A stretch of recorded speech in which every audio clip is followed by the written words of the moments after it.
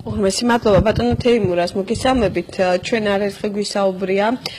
საერთოდ საქართველოს ეკოლოგიურ მეცნიერებათა აკადემიაზე მის წვლილზე დასავლეთ საქართველოში თქვენ ცდილობთ რომ ამ ხრივ ძალიან ისეთი აქტიური სამუშაო პროცესები იყოს ხშირად იკრიბებით ცნობილი მეცნიერები ადამიანები ვისაც პროფესიონალიზმი ამ ხრივ გაქვთ მოკეთ რაც შეეხება 21-22 და 23 ნოემბერს როგორ ჩაივლის თქვენ რა მოლოდინი გაქვთ და ყოველთვის ალბათ წინასწარ გაქვთ უკვე გათვლა თქვათ რამდენად სასარგებლო იქნება ეს შეხვედრა მოგესალმებით შემთხვევით არ არის რომ ჩვენი კონფერენციის საპატიო თავმჯდომარე მეუფე კალისტრატია მისი ლოცვა კუთხევითაც ტარდება ეს კონფერენცია ცოტა დაზუსტება შევიტან ბატონ მარატის გამონათქვამში რომ არა ბატონი მარატი და ისეთი ცნობილი მეცნიერები როგორც ხალბატონი ანტონინა და ბევრი კიდევ სხვა მრავალი ეს კონფერენცია არ გაემართებოდა ეს ტრადიციად იქცა უკვე ქუთაისში თითქმის ყოველ წელიწადს გამოვტობლად გაუცდელად ასე ვთქვათ ვატარებთ ამ კონფერენციებს გელათში თანაც მე ესე ვიცი ხო ამჯერად ისე გელათში გვინდოდა მაგრამ ზემდან ადრე ჩამოთოვა და ცოტა სიცივე შეგვიშალა ხელი ამიტომ გადავწყვეტეთ ქუთაისში მაგრამ გერგობას აუცილებლად ავარ გელათში და დამამთავრებელ ასე ვთქვათ მაინც გამართავთ მე კიდევ ამასთანავე მინდა აღნიშნო ის ფაქტი რომ კონფერენცია ეძღვნება მსოფლიოში გამოჩენილ ფიზიკოს, მსოფლიოს გამოჩენილ ფიზიკოს მე ვიტყოდი საქართველოს მეცნიერებათა აკადემიის ეროვნულ მეცნიერებათა აკადემიის ვიცე-პრეზიდენტს რაც გარდაცვლილ აკადემიკოს ჯუმბერ ლომინაძის 85 წლის იუბილეს ეს იყო ამ ბროშურაში მასთან გადაღებული ფოტო დიახ ბატონი ჯუმბერი ძალიან ხშირად ჩამოდიოდა ხოლმე ქუთაისში ის ხომ წარმოშობით იმერეთიდან არის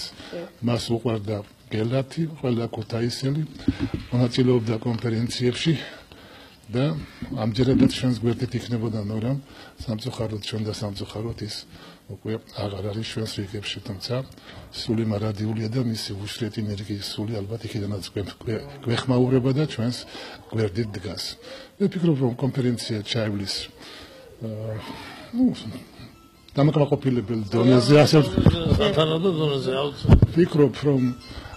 მოხსენებები საინტერესო იქნება არა მარტო მონაწილეთათვის არამედ ყველა იმ მსმენელისათვის რომელიც მას გაეცნობა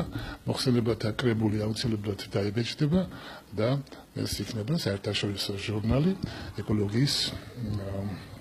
პრობლემები ასე ეწოდება მას. თანაც მინდა გავაკეთო რომ საქართველოში საერთოდ ეს ბოლო 2-3 წელი ძალიან სასიკეთო ძვრებია მეცნიერების როლის ამაღლების მხრივ. ეს ჯერჯერობით შეიძლება კარგად არ ჩანს, მაგრამ აი ეროვნულ აკადემიაში უკვე შემოვიდა ასე ვთქვათ კომისიური მუშაობა. და იქ ერთ-ერთი ძალიან საინტერესო კომისია არის, რომელსაც მე ვიცე-პრეზიდენტთან ერთად ხელმძღვანელობ, ბატონი თემური იმ კომისიის წევრია, სადაც ჩვენ ვცდილობთ არა მარტო განვიხილოთ რამე სამეცნიერო ის, არამედ პირდაპირ თავრობის წინაშე დავაყენოთ კონკრეტული საკითხები ამ საკითხის გადასაწყვეტად და დასანერგად. მე მგონი ყველაზე სწორი ეს არის ძალიან ისეთი მიმართულება, დამსახურება აკადემიის ახალი ხელმძღვანელობის ოთარ კვესიდაძე პრეზიდენტი ბატონი ირაკლი ჟორდანია აკადემიკოს დივანი და ძალიან ისეთი ქმედითი ატმოსფერო სუფევს. აი რამდენად გაქვთ მოლოდინი რომ შესრულდება და ხარდაჭერა იქნება. იცით როგორ არის ჩვენ როლს ჩვენ შევასრულებთ. ჩვენ შევეცდებით რომ მაქსიმალურად ვაიძულოთ თავრობა და თავრობადანაც უკვე ჩვენ ხედავთ ხარდაჭერას. აი ხლა მაგალითად კონკრეტულ მაგალითს გეტყვით იმერეთის მოსახლეობას ეს აღელვებდა. აი ძალიან შეცდომა იქნა დაშვებული მგლის მიმართ და მგელი ისე გამრავლდა რომ უკვე დიდი ზარალი აქვს და თითქმის ხვერპლიც არის უკვე მოსახლეობას შორის. ჩვენ დავაყენეთ ეს საკითხი გარემოს დაცვის სამინისტრომ ძალიან ოპერატიულად გაგვცა ამაზე ისა და უკვე რეალური კონკრეტული ნაბიჯები და ყოველგვარი იურიდიული შეზღუდვები და ეს მოვაცალეთ ის მგელი, რომელიც ზარალს აყენებს, ის შეიძლება განადგურდეს ყოველგვარი ნებართვის გარეშე. ეს მოსახლეობისთვის ძალიან დიდი ის არის. შვება არის ამ მომენტში და ასეთი რამოდენიმე უკვე ძალიან საინტერესო საკითხები, რომელიც განიხილა მეცნიერებამ, სათანადო დასკვნები გააკეთა და წარუდგინა უკვე სარეაგიროთ მეცნიერებმა თავისი აზრი გამოთქვეს თავრობის წინაშე. ეს ის არის, რაც ჩვენ რეალურად გვიწერია ყველას სამთავრობოს და არასამთავრობოს, რომ მეცნიერება არის კონსულტანტი და ექსპერტი თავრობის ამ საკითხებში გასა. ეს არის ის როლი, რომელიც ჩვენ ნამდვილად გვეკუთვნის და ჩვენ პირნათლად უნდა შევასრულოთ ეს როლი. კაპიტან ანტონინა, ეკოლოგიის თანამედროვე პრობლემები, რომლებსაც განიხილავთ თქვენ ამ 3 დღის განმავლობაში, აი ამ თემებთან დაკავშირებით ახალგაზრდების როლი მაინტერესებს თქვენი აზრით რამდენად მნიშვნელოვანია და მათი ჩართულობა. ახალგაზრდების როლი ყოველ რა ფორმით როგორ მიგაჩნიათ? იცით, ახალგაზრდებს ძალიან დიდი დიაპაზონი აქვთ, თავის შესაძლებლობები ბევრ სფეროში ვლინდება და მინდა გითხრათ, რომ დაწყებული ეკოლოგია არ არის რაღაც პატარა ჩარჩოში მოგზეული მეცნიერება, არამედ ის მოიცავს ხელოვნებიდან დაწყებული,